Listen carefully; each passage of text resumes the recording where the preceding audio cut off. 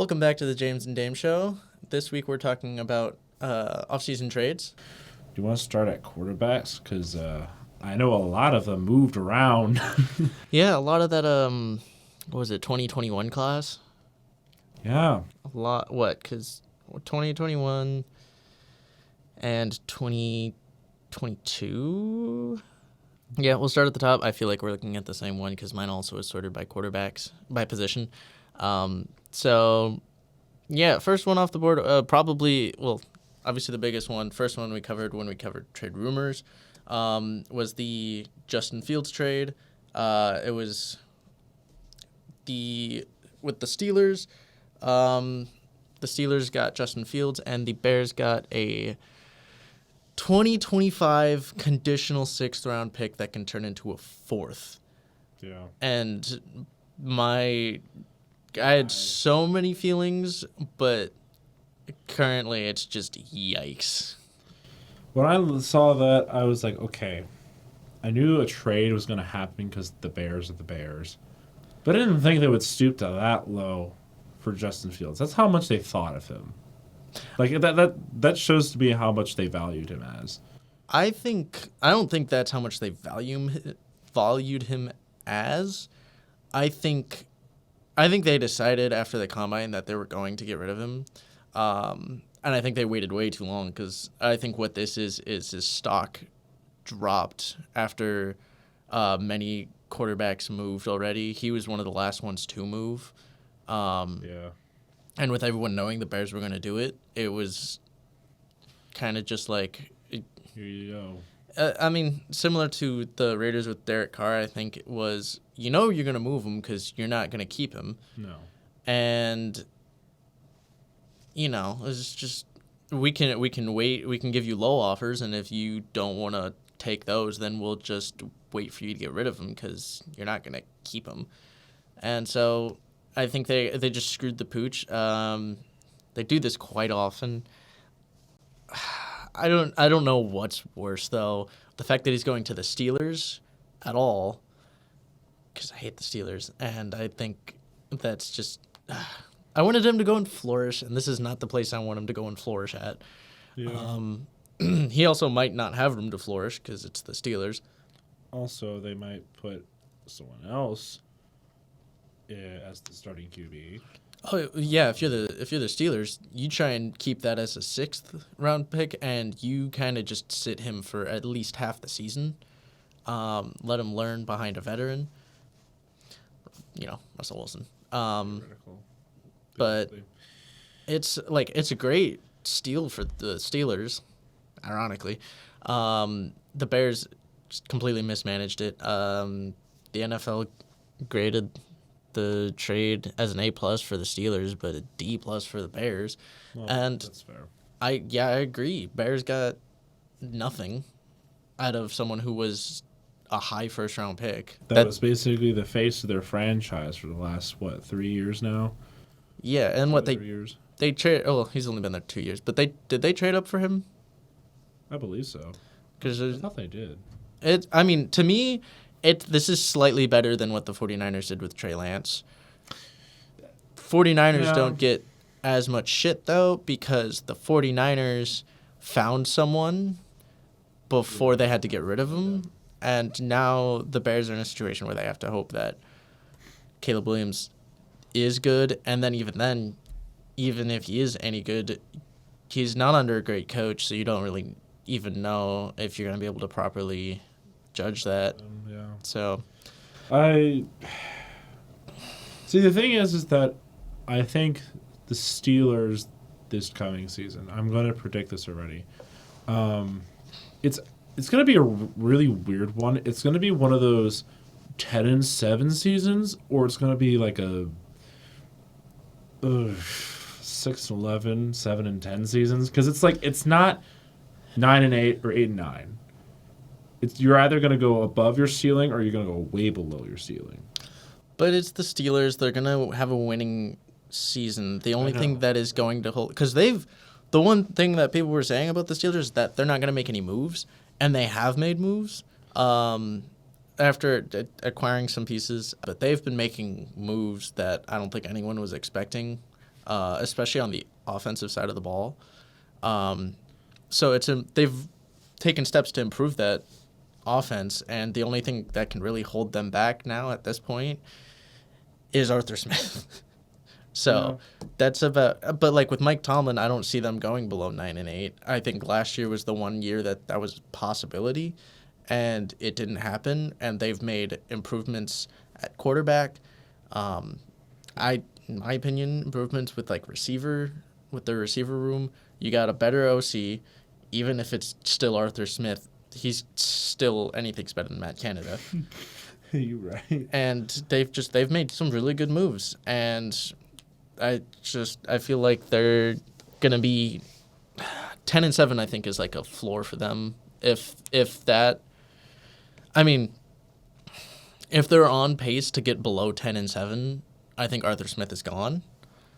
So if he mismanages it that much, that's going to be the case. But if he stays on track, you might see him to the end of the season. But I don't think there's any way they go below 10-7 if they manage their team properly. So I don't know. It's just the way the Steelers are probably going to approach that season is they're going to start Russell Wilson, who I currently have almost no faith in right now because he continues to show that he's not going to step up, except for a few weeks this last season. His time in Denver was nothing but a car fire. His last couple seasons with the Seahawks didn't show any promise. He looked good, but that offense just fell flat. I don't trust Russell Wilson. However, with Justin Fields, that's also another double-edged sword where it's like he can be really good, but it's also like, are they going to use him right? Because we've seen that the Bears did not use him correctly, or they didn't use his abilities enough. So I don't know. Another thing is that another question is Fields so out of touch with like the possibility of developing correctly that is he going to become a bust in this trade, or is it more going to be like he's going to steadily improve over the season? I really don't know. It's one of those. I don't trust either QBs. And it's kind of funny because there was also a statistic I found somewhere that Fields and Wilson, I think, currently have, was it most interceptions? No. It was something else. But it was a very bad statistic. And the Steelers got both of the worst QBs that have that statistic. I don't remember what it was. But it was a very big statistic. I don't know if it was interceptions, though. Yeah, neither of them look great, but it's also they're both quarterbacks who've been underperforming, and I think it's a large part of the reason is just the team they've been on. The Bears have never been able to develop a quarterback. The Broncos have been in a quarterback carousel since Peyton Manning left. I don't think either of those places are a good place for a quarterback. I think Russell Wilson fits very well in that Steelers scheme, like I mentioned in the trade rumors video. I think this makes a lot of sense for the Steelers. It's a small deal. Russell Wilson has to go out and prove himself. He's not given the money up front. He has to actually prove that he's worth another contract after this year. Mm-hmm. And Fields gets to sit and develop. It's everything that those guys need. And I think it's just like the perfect storm for the Steelers and for those guys. And again, I think the only thing holding that team back, I mean, other than you could use some more like receiver weapons, but the only thing really holding him back is Arthur Smith. So depending on how the draft goes, even if you have Arthur Smith who's holding him back, if you get a good enough draft here, they could be scary regardless. But I do think if they make it to the playoffs, they'll win one for sure. They'll win one game, but I don't see them going any farther than that. I'll have to see. It's again, I mean, yeah, it'll have to be something to see because you already have a really good receiver. You have so many weapons on that offense. Your defense is already scary. You're gonna be adding stuff to special teams now. It's just at this point it's gonna be coaching, and Tomlin's not been the problem, so it'll be Arthur Smith, I think, if anything. But That's kind of just a wait and see. But as far as like the trade itself goes, I think that's a really good trade for the Steelers and poor management for the Bears. But we'll go on to the next quarterback who was traded. Sam Howell was traded to the Seahawks with a 4th and 6th, and the Commanders got a 3rd and 5th. This one not as bad as the Justin Fields one, because the Commanders basically they took their 4th and 6th and moved into a 3rd and 5th. Yeah. So it's moving up around on 2 picks. But I don't know. Seahawks definitely got a decent backup now if Geno goes down. Well, it's not even just like a decent backup, but it's a possible replacement because Sam Howell showed promise. Geno's old. You're looking for that's been the thing for the past 2 years is who's going to replace Geno, and everyone thought they were going through the draft.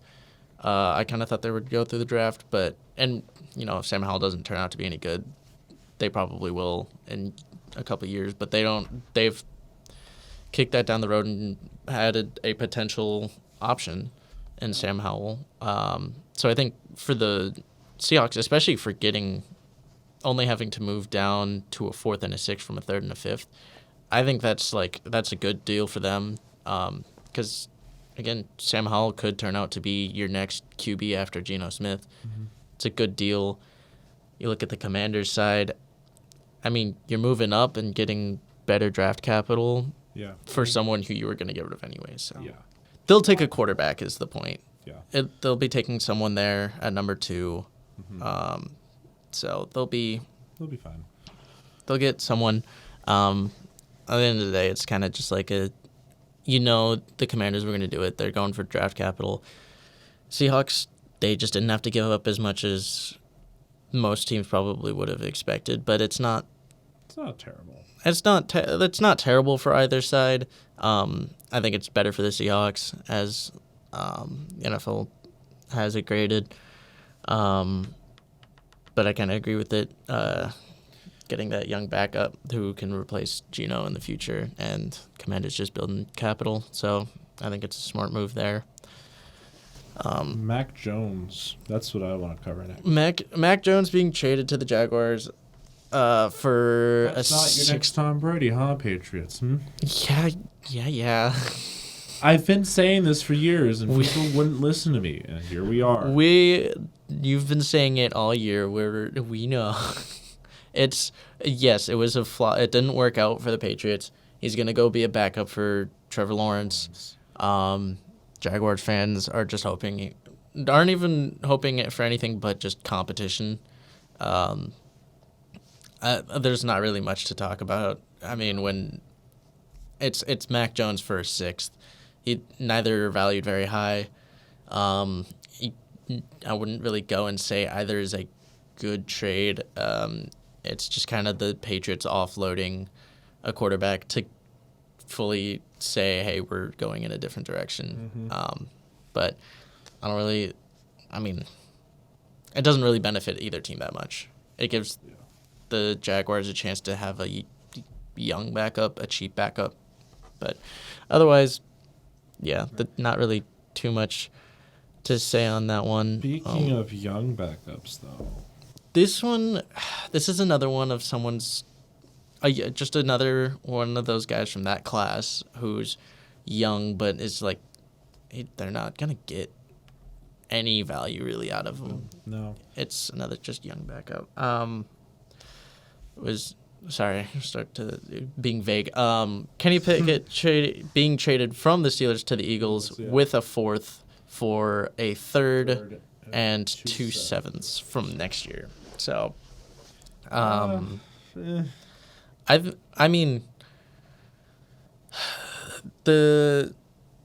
NFL page has this graded as a C for the Eagles and a C- for the Steelers. I think this is better I kind of view it as a meh trade because it's like you got rid of Kenny Pickett so you can move for Wilson and Fields. The Eagles need a solid backup. Solid is in the sense of like It's cheap, young, in case of emergency, break glass kind of thing. Pickett has shown that he's not a great quarterback in general when it comes to the professional league. Um, I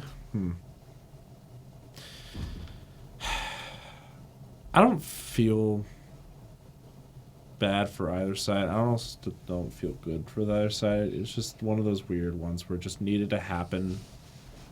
But I'm just surprised they went to the Eagles. Yeah, that was the weird thing, was the Eagles being the one to make. I think this is an offseason where the Eagles decided they were going to make a lot of moves. And this is just one that I don't really see why. But, I mean, again, for the Steelers, it's a move that, like, it doesn't seem like it's that much. They move up one round and get 2 sevenths for next year. But, again, you're getting a free offload of someone who wasn't going to play either way, and he wasn't going to be on your franchise going forward. So moving up, 22 spots in the draft, that's not bad. It's getting some in return. It's not. It would have been better if they could have gotten more, like a 5th instead of a 7th, something like that. But at the end of the day, you're trading someone who doesn't have a lot of value, and I imagine they tried, but yeah, it's one you're not gonna get much for him, and actually getting a 3rd rounder, even if giving up a 4th for it, moving up into the 3rd round again, pretty helpful. Again, especially when you look at the fact that you got Justin Fields for 6th next year, like you got rid of Kenny Pickett for so much more. You got so much more out of trading Kenny Pickett than you did trading for Justin Fields. Yeah. So, it's the trade itself is kind of just nothing. But when you take into account the other quarterback moves they've made, it's just kind of like a, hey, cool, sweet. So, we can go on to Desmond Ritter trade, which is kind of just it was just Cardinals needed a backup, that's for sure, because with Murray being inconsistent with injury and everything, they needed a solid backup just in case if that were to happen again. And for the Falcons side of things, they got rid of Ritter, but also got Rondale Moore. Rondale Moore isn't terrible. I'd say he's a solid, like, 3rd option, I feel like. I also haven't seen him play a whole lot, too. And it doesn't help that he hasn't had great quarterbacks to throw him in the ball. But yeah, it's just, I think both of these are kind of meh, because, again, it's another backup quarterback, and Rondale Moore he was good with Kyler Murray that first year, but he hasn't really done too much since, I feel like. So I think he does well with Kyler Murray. It'll be interesting to see what he does with a less mobile quarterback. Yeah. But I think Desmond Ritter is like an okay backup to Kyler Murray as far as just like play style. But again, they're both going to be a little bit further down the depth chart. Again, Desmond's going to be a 2nd string, probably won't become a 1st string. Your chances are better of Kyler being your franchise quarterback than Desmond Ritter taking over. Yeah. I don't think there's any concern there. Rondale Moore is just kind of he can go in there and play in the slot every once in a while, and he's not going to be your best option, but he's an option, so it's kind of just a meh trade, in my opinion. Yeah. But that's all quarterbacks, though, for trades. I mean, there's signings, but that's different. Yeah, we're talking. We're sticking exclusively to trades. Especially player trades. We'll go on to receivers. Yeah. I like this one that we're gonna come up. For who? Because I don't like it for both. I like it for one team, being the Bears. Yeah, I was going to say Keenan Allen going to the Bears. That's a good pick. That's a nice. I mean, because again, the concern with the Bears not sticking with Justin Fields and going with Caleb Williams is you're going to lose that chance at like Marvin Harrison, and You as need an option. yeah, you get Keenan Allen, so now you have a weapon. You to pair him with DJ Moore. It's like that's a pretty solid 1-2. He's got help. It's just the age and the injury concerns recently, but Yeah. I mean, if he can stay healthy and consistent, that's a really good pickup for the Bears. The Chargers getting a 4th round definitely could have gotten more, and also it being the thing that I really hate about this trade for the Chargers is that they also released Mike Williams. And now their number 1 receiver Quinn Johnston, who was like the worst receiver coming out of that class. So I don't know what the Chargers are doing. Maybe they're making an all-in move for Marvin Harrison, which there's a very decent chance that they have a chance to pick him up. Oh, yeah. Whether I think they will or not, I don't know. I don't know how the Chargers. They have. They'll have a new GM, so it's hard to tell what they're going to do. Yeah.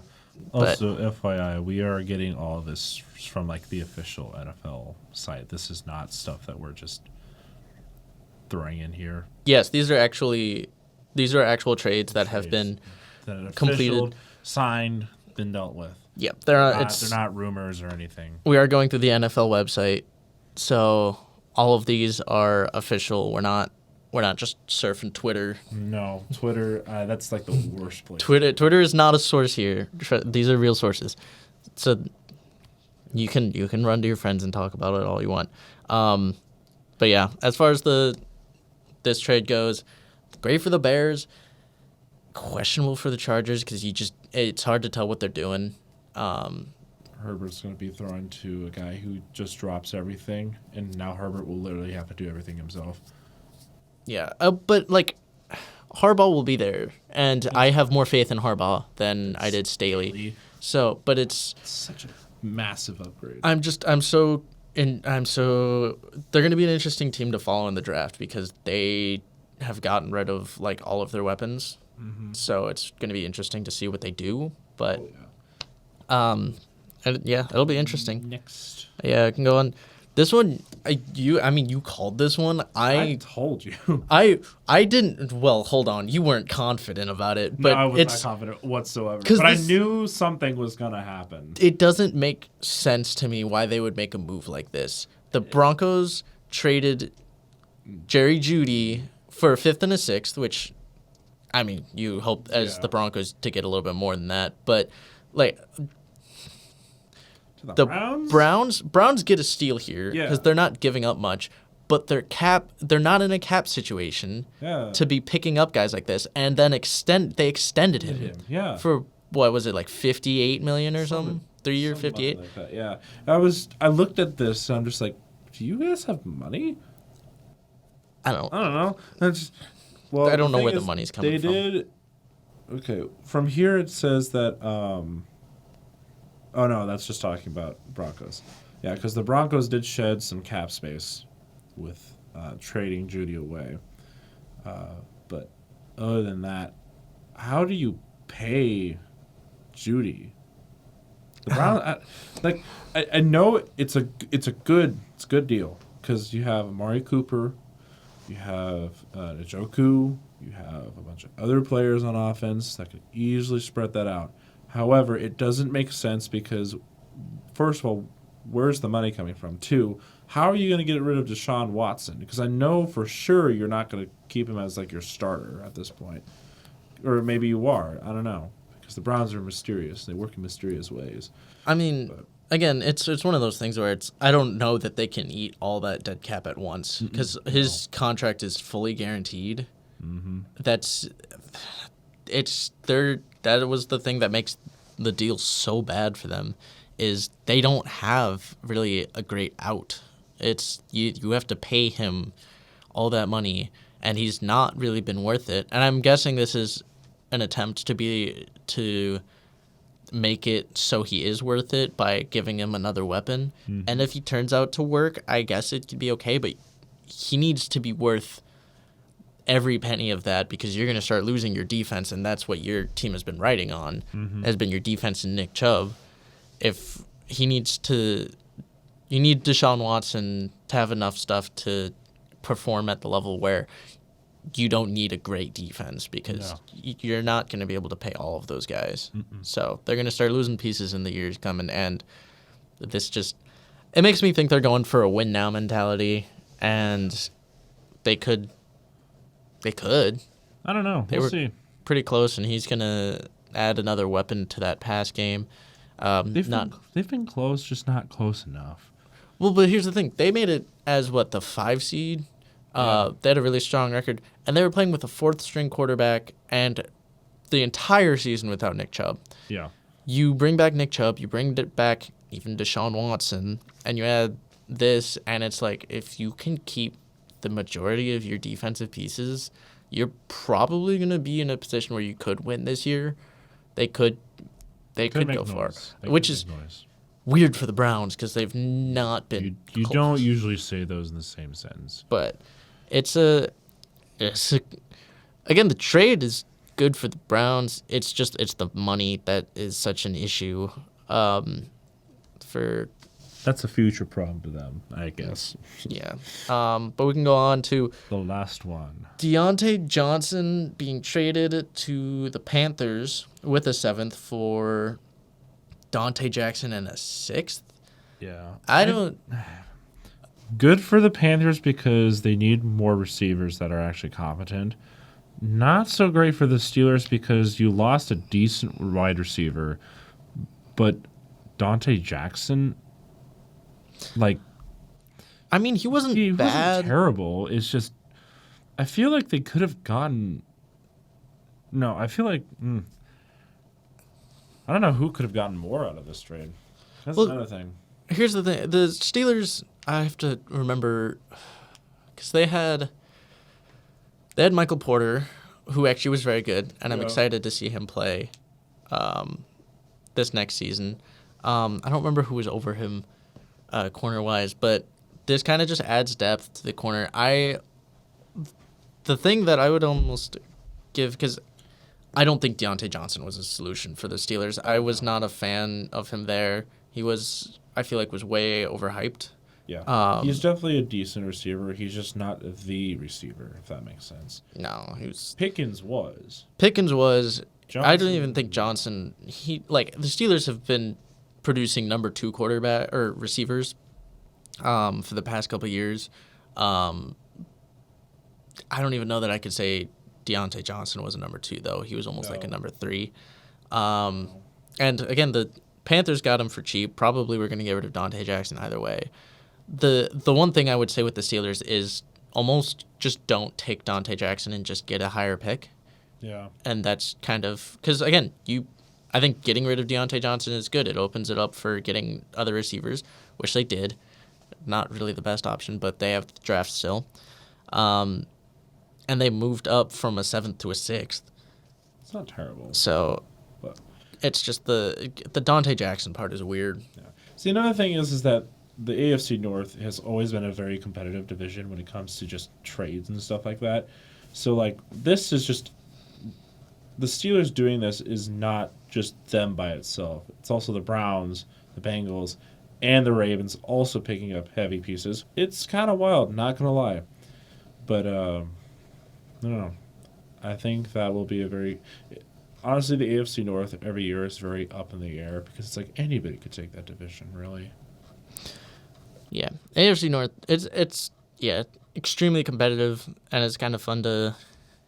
It's concerning as an AFC North fan. Yes. But you know that your team is doing the exact same thing as these other teams are doing.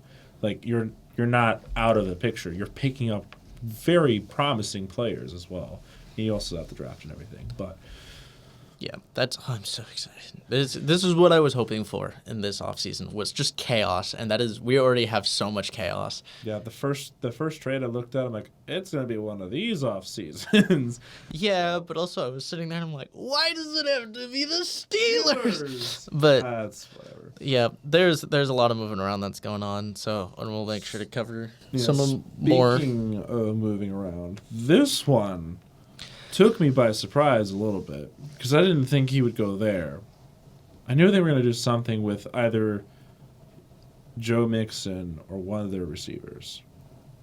Well, I think there's still, and this is why it's like the trade window is not closed, because you still have T. Higgins, who has not been traded but has requested a trade. I will say, before we fully go on to this one, the rumors of the Bengals trying to get Justin Jefferson has persisted for weeks, and I'm like, please just give something where someone's just like, no, because it really hasn't been shut down too much, and I'm like, I really don't need this right now. That would not be... The Bengals would destroy that division, no offense. Well, okay, they'd have to give up a lot. Yes, they would have to. But, like, why... First of all, why would the Vikings let go of Justin Jefferson? And I like just pay the man. You don't have to pay a quarterback a bunch of money now because Kirk Cousins is gone. No. You're looking at a young guy. Just pay the man. Pay him. And don't give him to someone else. Like, why? That would be the worst decision. If I'd laugh my butt off if that were the case, because if they actually did trade him, I'd be like, you guys are gonna suck for the next few years. I would have no reason to root for it. Like, Justin Jefferson is the only thing left from the Vikings that I actually like. I don't. There's like, who else is there? No one. Adam Thielen's not even there. I was gonna say Adam Thielen went to the Panthers. What is it? Harrison Smith? Maybe. Yeah. That's it. But he's so like, that's a rumor. That's a rumor that's still out there that I would like to get debunked. I'd like them to come to an agreement, but Texans definitely got a decent deal out of this. Going back to the Bengals trading Joe Mixon to the Texans for a 7th, and that's, I mean, the NFL has it rated both as a B, and I mean, absolutely for the Texans it's a B, because you have Joe Mixon, who you got him for a 7th. He's a starting running back, and you're adding him to. They lost Devin Singletary, but you still have Dameon Pierce. Now you have Joe Mixon, who's going to kind of fit what you've been doing with C.J. Stroud. Mm-hmm. And so it's just a great move for the Texans. Bengals, it's offloading another guy. It's creating cap space.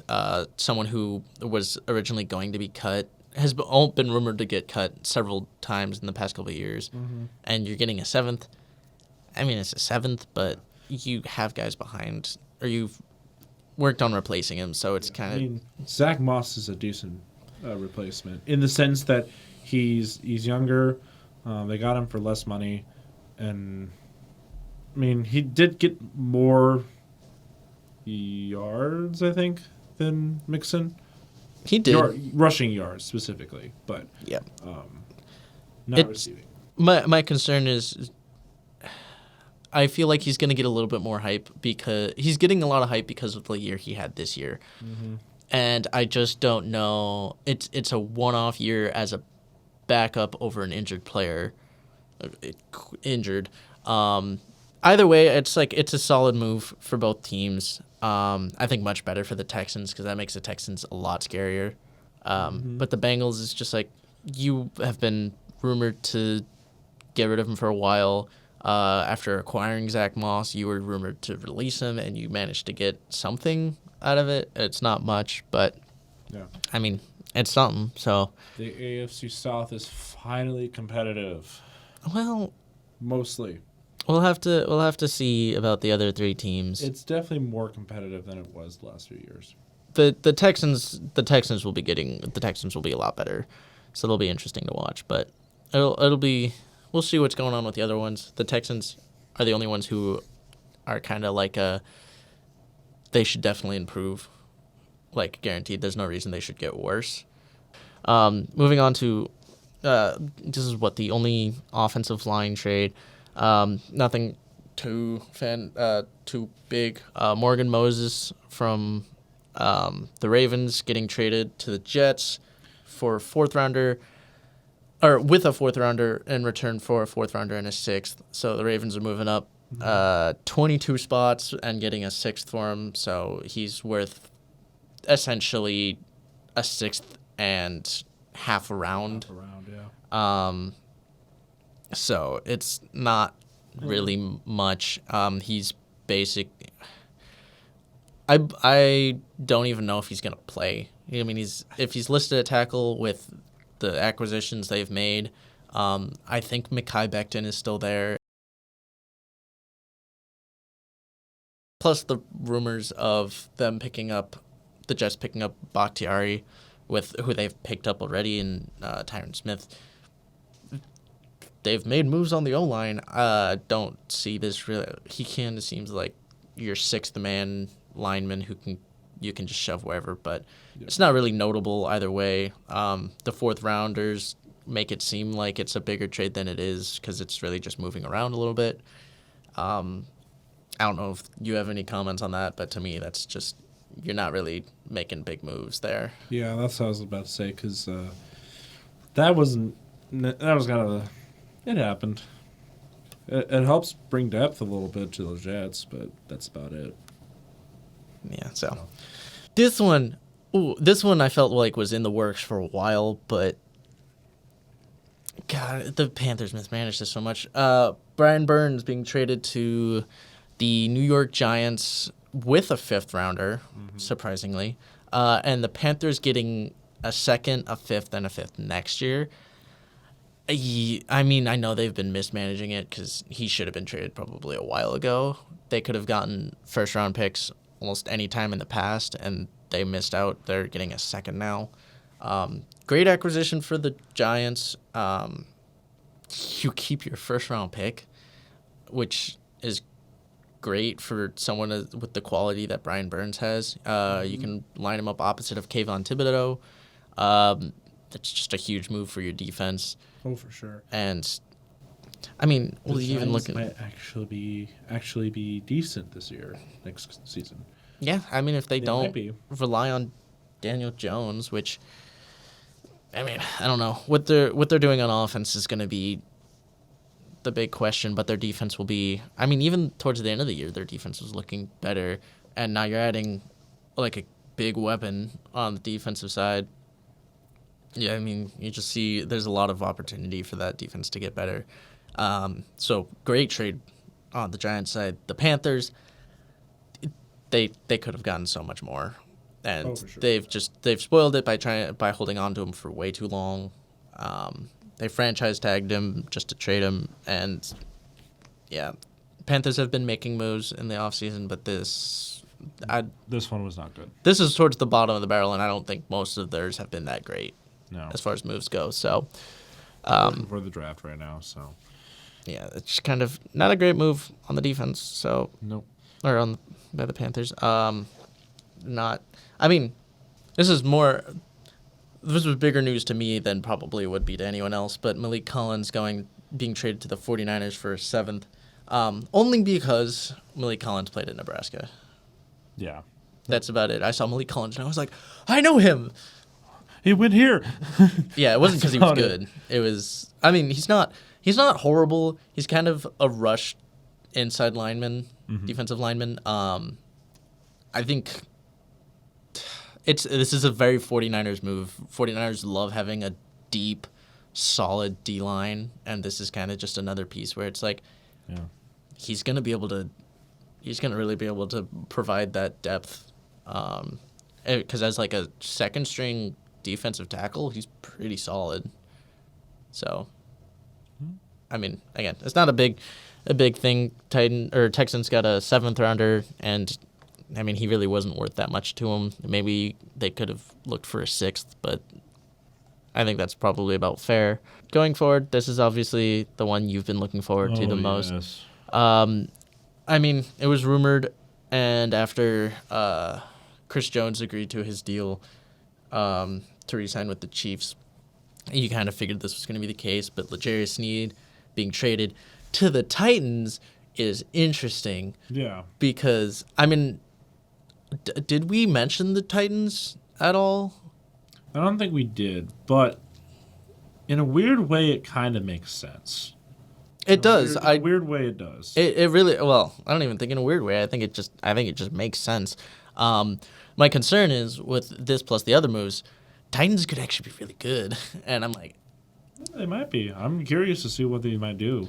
It'll be very interesting. Plus, the thing that's so much uncertainty is so many moves, plus a new coach. Mm-hmm. Yes. So they'll be an interesting team to watch this next year. But the acquisition of L'Jarius Sneed, and I think they're paying him as a near top corner in the league. Oh, for sure. Yeah. But it's a great acquisition for the Titans. Chiefs didn't get really any. It's L'Jarius Sneed and a seventh for a seventh and a next year third. Yeah. He's probably worth a lot more. Yeah. Than I'm just glad the Chiefs didn't get any more out of that.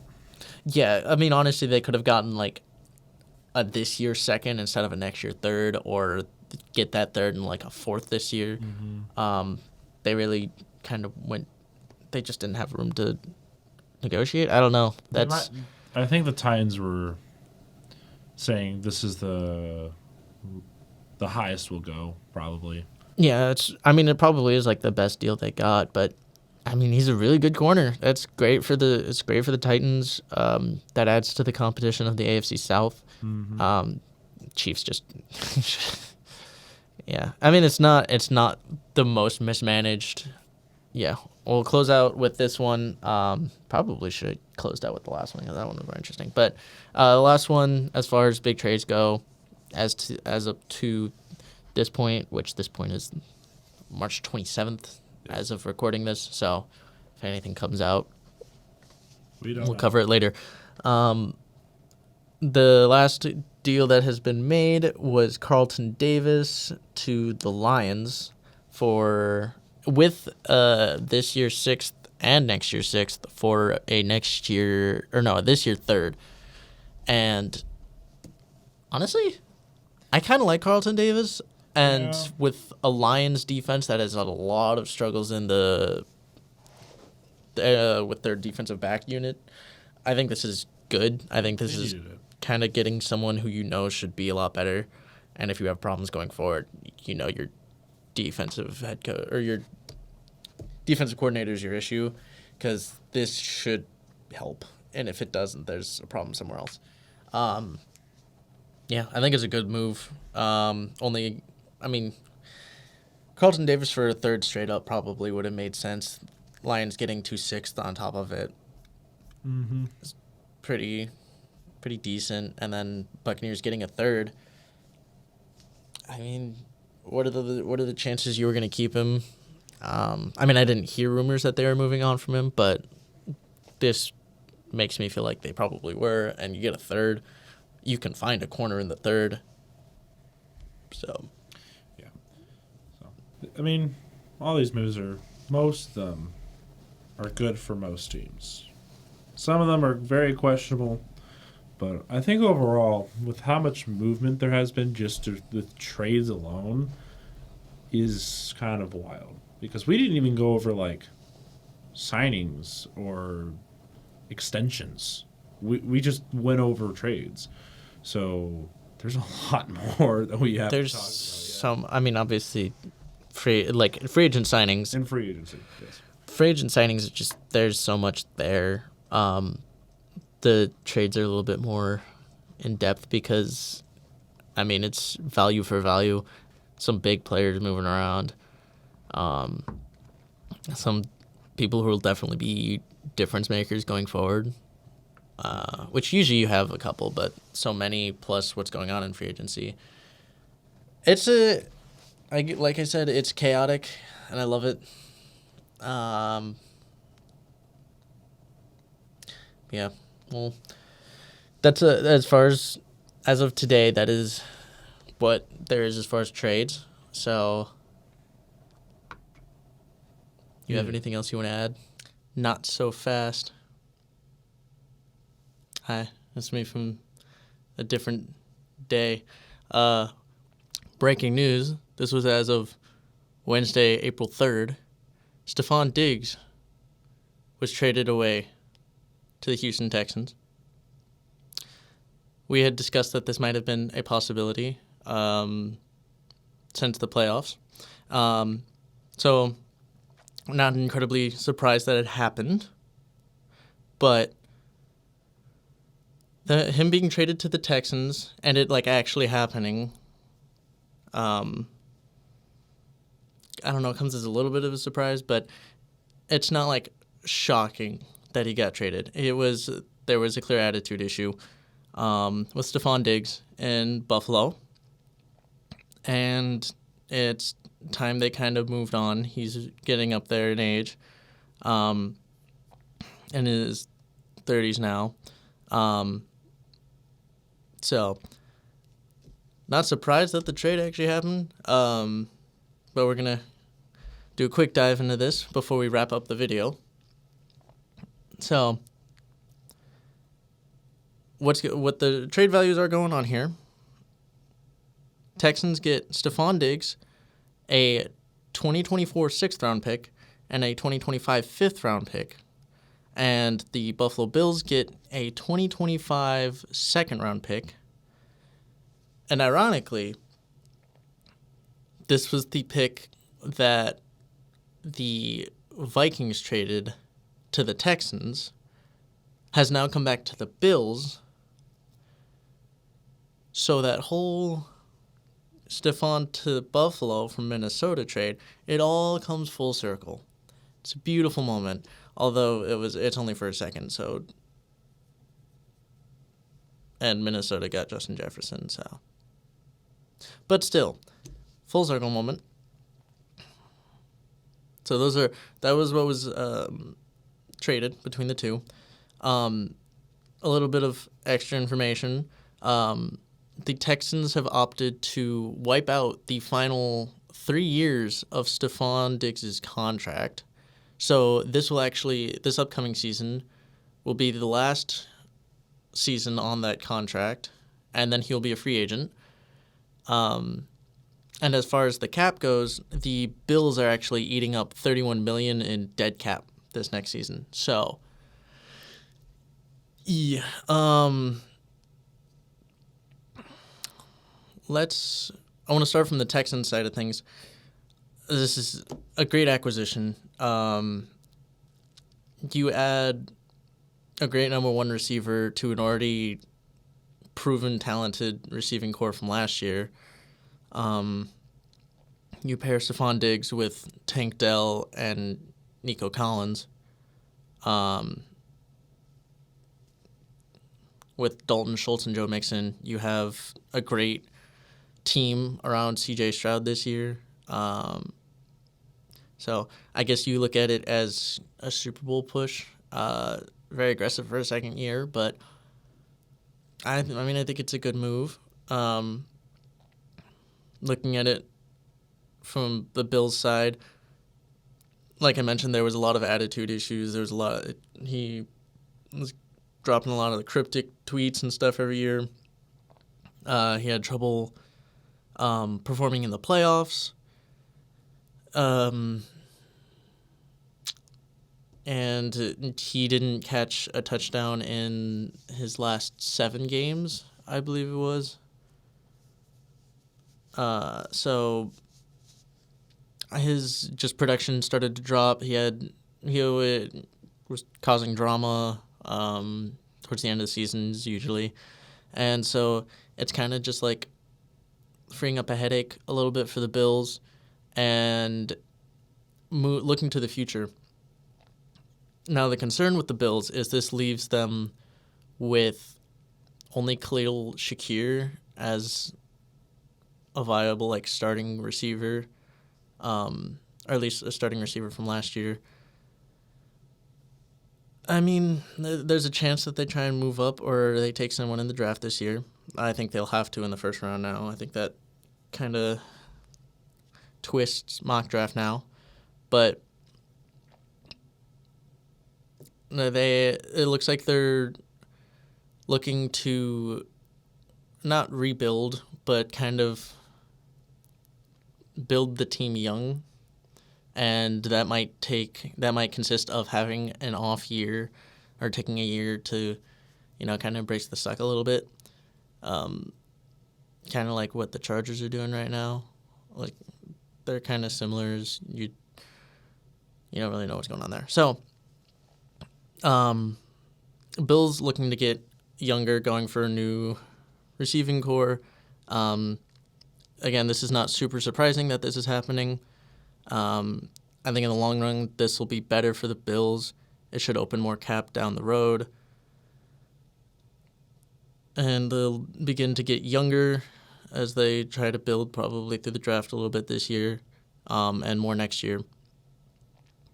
And then as far as the Texans, this is just, they've been building a team that can make a playoff run this next season. They've improved their offense tremendously and their defense. They've made great moves. They still have draft picks. They're getting ready to do something here. So it'll be fun to watch the Texans. It'll be interesting to see what the Bills do this offseason and next offseason. But that is some of the breaking news from this week that was pertinent to add to this video. So I will throw it back to Pass Me and Josiah to close out this video. There's a lot more to cover, that's for sure. Yeah. But with that being said, thank you for joining us. We will see you guys in our next video, but we appreciate you dropping in, and we will see you guys next time. See you.